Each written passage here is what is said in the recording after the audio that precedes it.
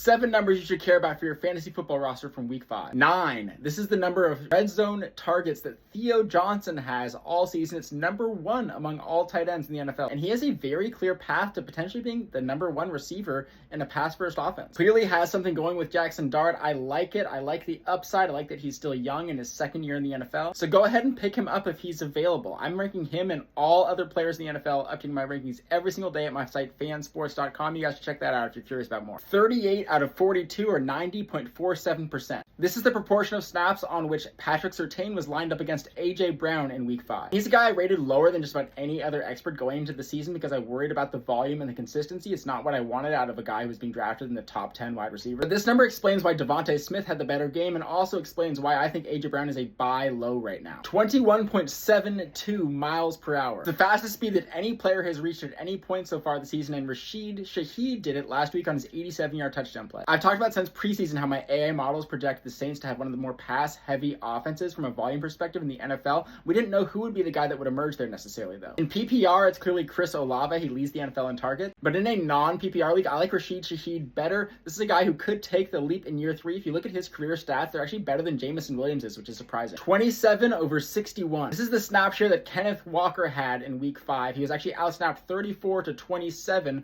by his teammate Zach Charbonnet. People have been ragging on me for weeks saying I should rank Kenneth Walker higher, but this is what holds him back. He is not the favored running back in Seattle. It is at best a 50-50 split, and since he's a little bit more injury prone than Charbonnet, I actually have Charbonnet slightly above him in my ranking. Rankings tend to differ from most experts, but I think that's partly why I've been successful in fantasy football. 36%. Someone in my comments will tell you what this means. 60. This is the number of rush yards that both Patrick Mahomes and Justin Herbert had last week, the most among any quarterback in week 5. This is why I'm elevating Patrick Mahomes in my rankings. I think that he's rushing more than ever before, and he's getting better weapons than he's had in a few years once Rashee Rice comes back. And same goes for Herbert. Much more upside now that he's running the ball a little bit as a quarterback. You can see where I rank both quarterbacks at fansports.com. 10 fumbles over 20 games. Ramondre Stevenson leads the entire NFL in fumbles over that span. Compare that to 0 fumbles in his entire collegiate career for Trayvon Henderson. Yeah, buy low. Finally, 3. That is Emeka Egbuka's all-time rank among wide receivers and fantasy points scored through their first 5 NFL games. Number 1 is Randy Moss, number 2 is Puka Nacua, and then number 3 is Emeka Egbuka. Pretty crazy. I understand the temptation to sell high because he has just average to mediocre separation, but this is a guy who makes big plays in a high-octane offense.